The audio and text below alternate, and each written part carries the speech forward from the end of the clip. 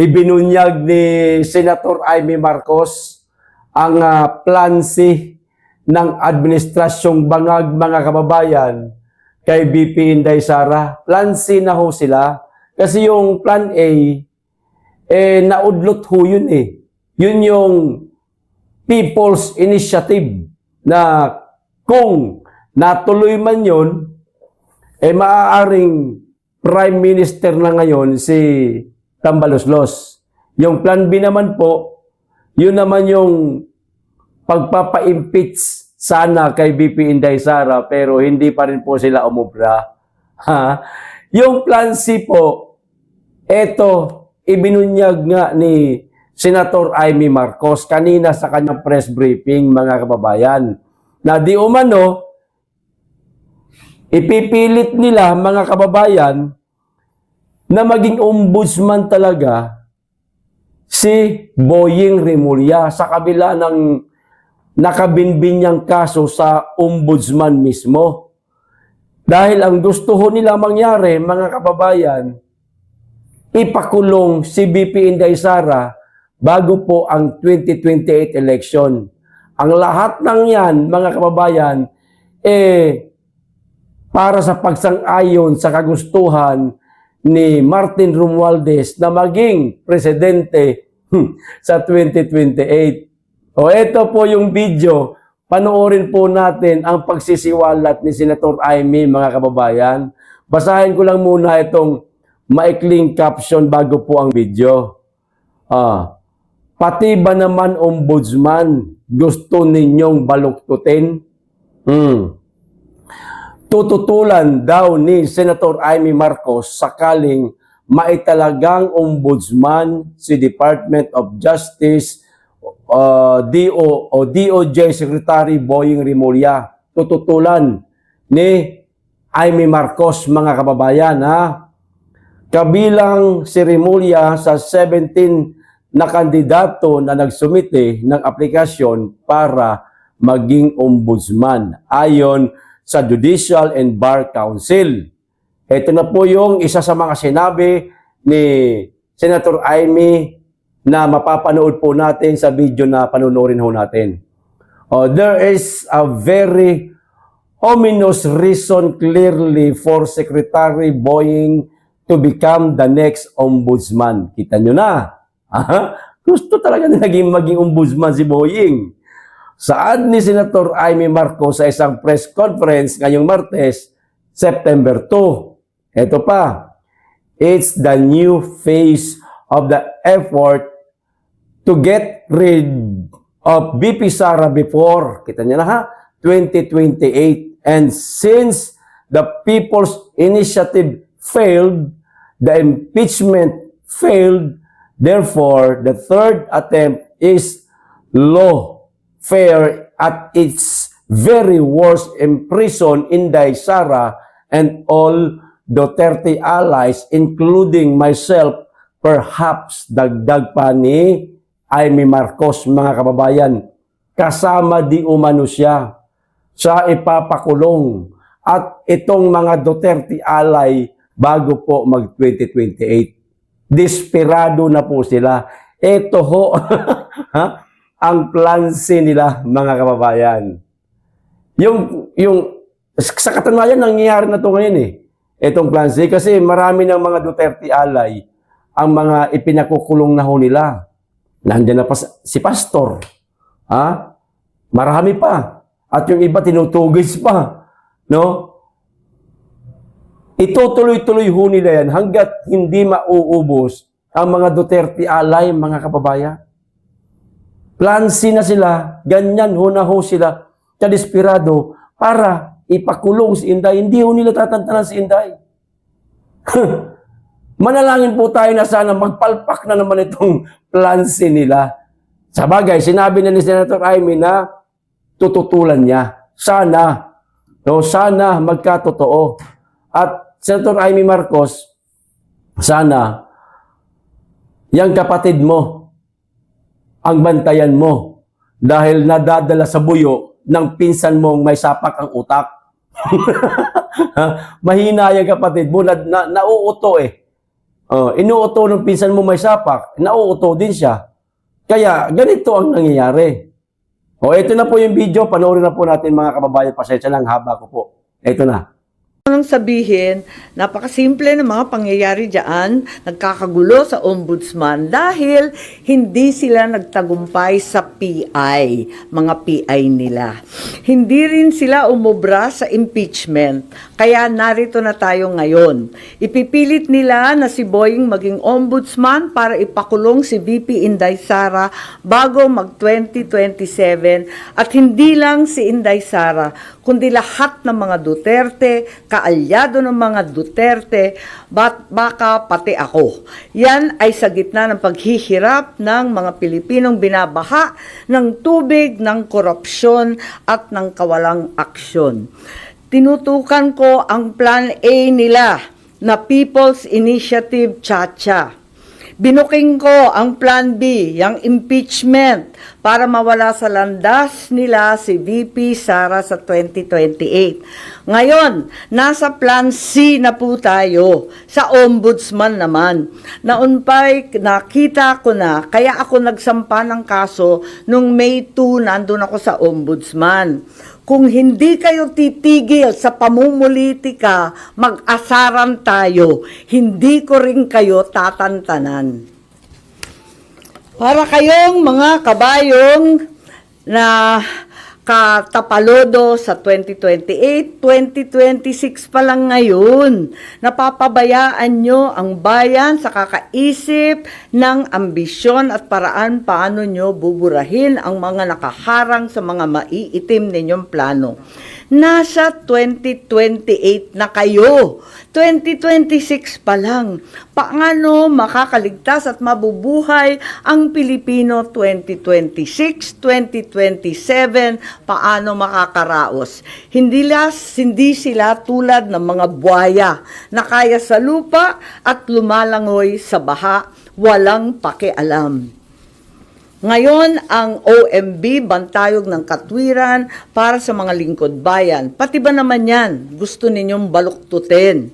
Habang nagsusumikap ang lahat ng tapat, habang ang lahat ng Pilipino ay galit dahil gustong makakita ng tuwid, habang pilit naming nire-reband na tuwid ang sistema, eto kayo at pilit nyong kinukulot, binabaluktot, ginugulo.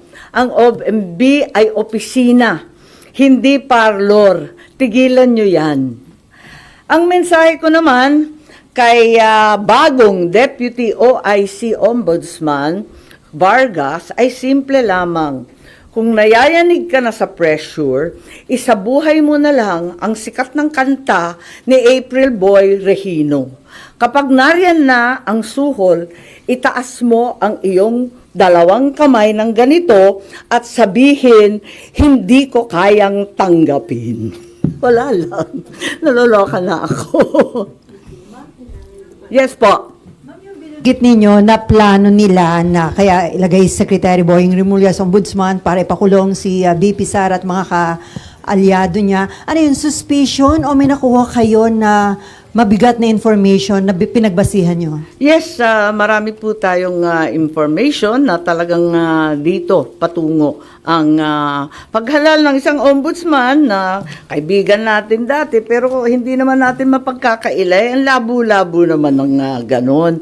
Kaya tututulan ko po at magtiisan po tayo. Hindi natin kakayanin yan at hindi dapat mangyari yan. Dahil klaro naman hindi dapat politiko, klaro yung conflict of interest, hindi naman na maitatakwil na may kaso. So, 2 sets of cases against Secretary Boying Remulla presently pending before the Ombudsman. Kung paano siya magkakaroon ng clearance from the Ombudsman, pipilitin talaga, pinaltan na yung Deputy OIC na dati nariyan, si Deputy OIC Castillo, malamang ayaw mag-cooperate, kaya kung ano-anong paninira, nakikita natin sa online. Meron administrative case for grave misconduct and conduct from judicial to the best interest of the service. May ikalawa pa, may criminal cases, usurpation of judicial functions under the revised penal code, another criminal case for arbitrary detention of PRRD. Ayan, so nag-file ako nung nakaraan 27 August ng position paper ad cautelam kasi marami pang pending, marami pang iniintay. Higit sa lahat, hindi pa nare-resolve yung time to file the position paper. Iintay rin kami yung mga respondent. Panay ang extension of time to file, wala pa, hindi pa pinipila, tapos yung counter affidavit pa. And then Marbil, si General Marbil, may motion to withdraw pa his rejoinder affidavit. So ang dami pang nakatenga, dapat talaga, pasok na yan sa preliminary investigation. Di naman nila pwedeng i-dismiss kasi umandar na yung kaso Meron pa akong motion for clarificatory hearing. Meron pa akong motion for supplemental position paper. Kaya, ayun, nung nag-file ako nung 27 August, yung sumunod na araw, wala, tinanggal na si OIC Ombudsman Marie Flor Punsalan Castillo. Bigla-bigla ang pinasok yung Deputy Ombudsman sa Visayas, si Dante Vargas naman. Ang daing naririnig, ang daming haka-haka, ang daming pinapakita na sinisiraan na nga si OIC Ombudsman Castillo na dati-rati wala naman tayong naririnig tungkol dyan. Kung ano-anong district engineer flood zone control, talaga naman nasa uso bigla. Ang totoo, ang balita, ang pagkakilala kay Justice Punsalan Castillo, hindi daw yan napapagsabihan kasi very independent-minded at very legalista. Kaya hindi talaga nauuto, hindi talaga nasusuhulan, yun na nga. Tapos may issue pa na yung bagong OIC Ombudsman Vargas, ang asawa daw, kaklase daw ni Secretary Boying sa UP Law. Therefore, there's extremely heavy pressure to dismiss the case against Boying. At eto nga, na itong kaso ay madidismiss ngayong linggo. Bakit i-dismiss yan? Yan ang tanong ko. At ang balita, immediately executory ang ilalabas. It's also alleged that even though the time for filing of the motion for reconsideration has not lapsed, the OIC will nonetheless issue an ombudsman clearance para tuloy-tuloy ang pag-appoint kay Boying.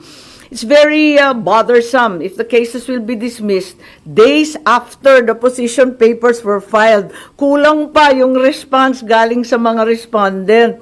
Marami pang pending incident. I-dismiss. Ang dami pang nakatenga. Hindi ba nakakaduda yan? There is a very ominous reason, clearly, for Secretary Boying to become the next ombudsman. It's the new phase in the effort to get rid of VP Sara before 2028. And since the PI failed, the impeachment failed, therefore the third attempt is lawfare at its very worst. Imprison Inday Sara, all the Duterte allies, including myself, perhaps to be harassed by cases with the new ombudsman.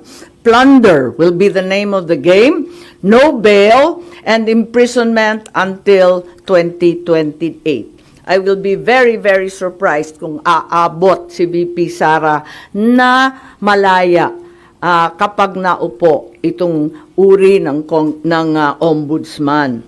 Kaya ako, magpa-file ako ng opposition, pati sa JBC, dahil klarong-klaro yung conflict of interest, tapos magiging magulo. Kapag itong mga kaso sa PRRD arrest will be rendered ineffective. Halimbawa, if the OIC Ombudsman caves to pressure, dismisses na nga the cases, pati yung MR i-dismiss, mapupunta sa CA, sa Supreme Court, paano yan? Kahit i-reverse ng CA or Supreme Court yung OIC Ombudsman, orders the dismissal from service, declares he's perpetually disqualified.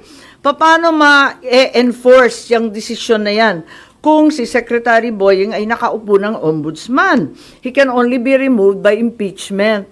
It may not be amiss to inform the JBC as well as the present OIC Ombudsman that we understand and commiserate with the unbearable, tremendous pressure to issue a clearance. That way, the JBC is apprised to scrutinize more carefully instead the circumstances surrounding the issuance of said clearance or certification, if and when that will be issued. Yun lang. Yan yung ganong plano to read BP Sara and then i-dismiss yung kaso against Justice Secretary Remulla para may appoint siya sa ombudsman? Well, balitang-balita ang pressure sa mga investigador.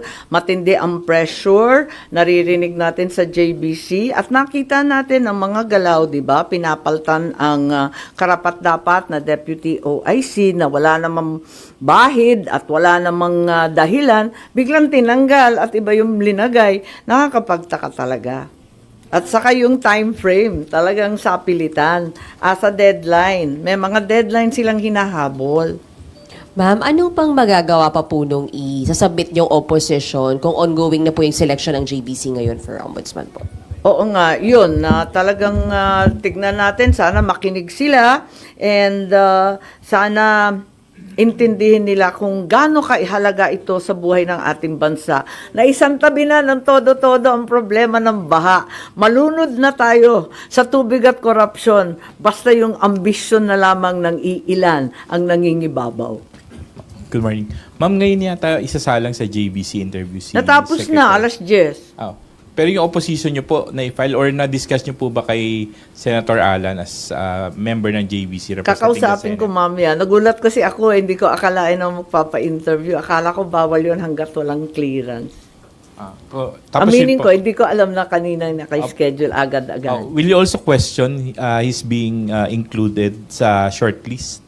At tignan natin kung anong gagawin. Pero hanggat maaari, talagang pipilitin ko hanggat kaya at tututulan. Tulad nga ng sinabi ko kanina, ay nako, hindi ko rin kayo tatantanan kasi klarong-klaro naman ang moves nila. May message din po kasi Darapala na po.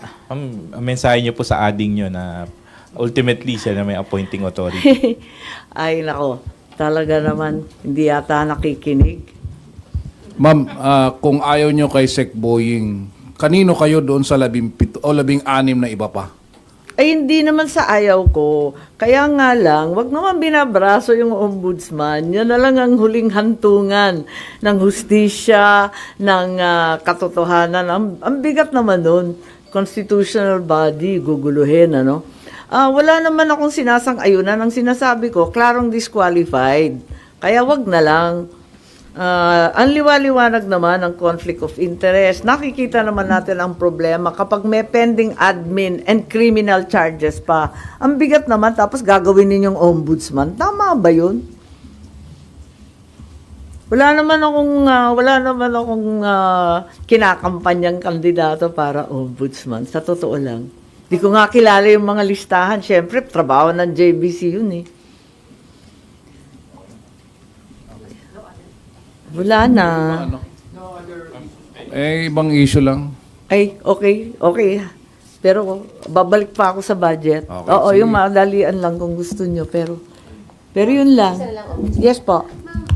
Ma'am, hindi ba parang ang for a goal na tanggalin lang si VP Sara, yun po talaga yung goal ni Secretary Remulla? Eh, hindi siya. Siguro yung mga nag-uutos din sa kanya. Marami kasi, di ba?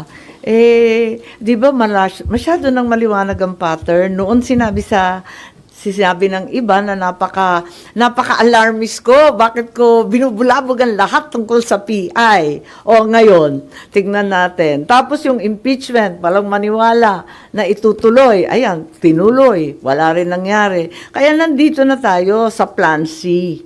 Yan talaga ang nangyayari. Ma'am, saan nyo nakuha yung information na may ganitong plano? Mag-ombudsman siya para ipakulong si VP Sara? Maliwanag naman kasi talagang sinabi na rin nung nag-iimbestiga yung mga Quadcom tungkol sa confidential and intelligence funds na ang tinutukoy, plunder charges, non-bailable, kulong bago 2028. Nakausap nyo na si VP Sara about this, ma'am? Yung possibility Hindi, na actually ombudsman? hindi pa. Kasi wala siya rito, sa totoo lang. At sa dami ng problema nun, dadagdagan ko pa. Hanggat kaya ko, talagang hindi ko tatantanan to at mag-asara na lang kami. Pero, ma'am, sorry. Pero Yep. hindi naman po ang gusto ni VP Sara, di ba? Sorry? Masagot po, yun din ang gusto ni VP Sara, masagot sa proper forum yung mga charges laban po sa kanya. Tama. So, hindi ba parang ano, o talagang si SOJ Remulla po yung bagong bala against her and the Dutertes po? Tignan nyo yung mga kilos nilang lahat, di ba? Doon patungo. Kung sana magkakaroon ng patas at makatotohanang depensa sa korte, kung papayagan siya, yun ang gusto niya. Pero kapag ganito na brasuhan, may balitang suhol, ginagamit yung mga may personal relationship, pinapaltan yung walang kamalay-malay na justice. Kung ano-ano ang nangyayari, pipilitin ng JBC, pa-i-interviewin. Ang bihira, hindi ba nahalata na brasuhan na talaga ito ng todo-todo? Kaya sabi ko nga, kung ganyan at hindi kayo maawat sa pamumulitika, mag-asaran tayo, hindi ko rin kayo tatantanan. Ang considering yung composition ngayon ng JBC, umaasa kayo na panggigan yung opposition? Oo naman, oo naman. May mga nakausap na kayo na member? Wala. Hindi ako naglalabi, nakakahiya naman po. Magpa-file siguro ako. When are you going to file your opposition? Asap, nagulat ako. Kanina nag-interview na eh. Yung mga mention yung ginagamitin yung mga arguments sa opposition. Oo. Tignan natin. Baka to follow na lang yung OMB clearance. Kaya nag-interview. Hindi ko alam. Alright. Thank you, ma'am.